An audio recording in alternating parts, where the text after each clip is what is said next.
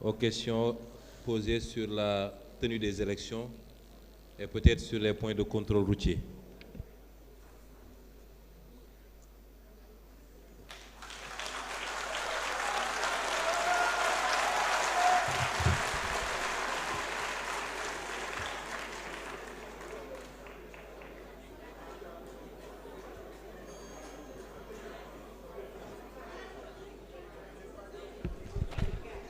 Je vais bientôt concurrencer le Premier ministre au concours de l'applaudimètre. Mais je ne peux pas être à son niveau. Sur la question qui a été posée par l'honorable député par rapport à la date de la tenue des élections,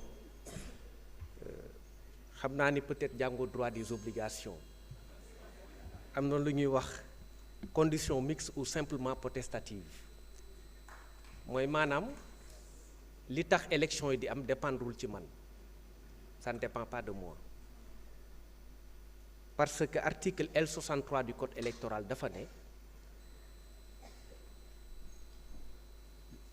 les élections sont fixées par un décret, la date des élections, décret donc président de la République moo koy jël, ñun dañuy organiser affaire bi.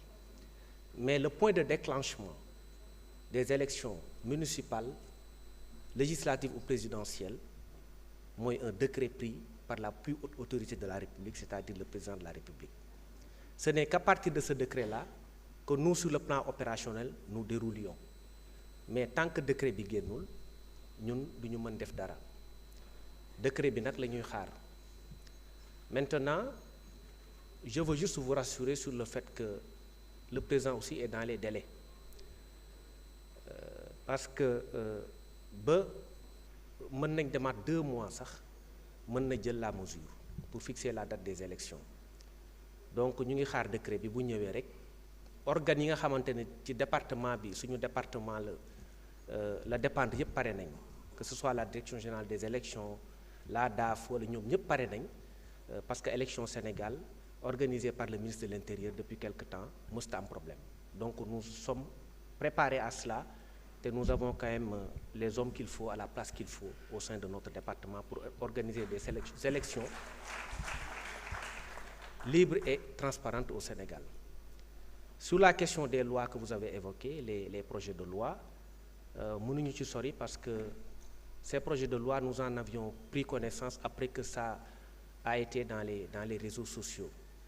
Donc officiellement on n'a pas encore été saisi, mais liñ ci gis mënuñu ci sori parce que jaaragul en conseil des ministres. Bu ñu paree conseil des ministres ba pare ci lañ koy ñëw fii au niveau de l'Assemblée taxaw, bu boobaa mën nañ ci wax lu ñu ci xalaat défendre ko conformément à la position qui sera dégagée par le président de la République et son premier ministre.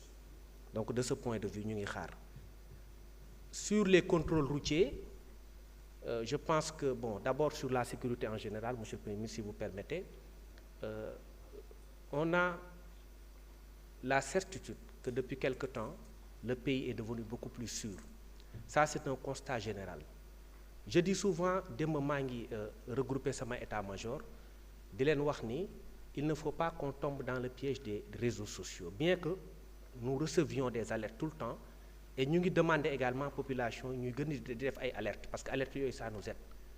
Bu dara amee fenn ñu remonter ñu ko, loolu moo tax enquêtes yi gën a efficace, interpellation yi gën a gaaw, bande organisée ñu koy gën a infiltrer, ba pare également di leen jàpp. Loolu c'est extrêmement important. Mais bu ñu confondre l'insécurité ak le fait divers, parce que parfois di nga gis ku ñu dóor fële sa Fongolimi ñu ne ministre bi na jóg parce que sécurité amul ci dëkk bi. Benn fait isolé rek mënul tax ñu ne dëkk bi amul sécurité. Donc sur ce plan, les forces de défense et de sécurité sont en train de faire un travail exceptionnel sur le plan de la sécurité dans l'ensemble du territoire national.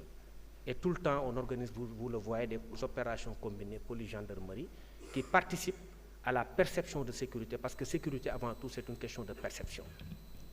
L'autre volet qu'on voudrait également relever, c'est... Merci, monsieur le ministre. Oui. Je pensais que j'avais juste 3 minutes passées. D'accord, donc je vous remercie de votre attention. Merci. Voilà. Merci.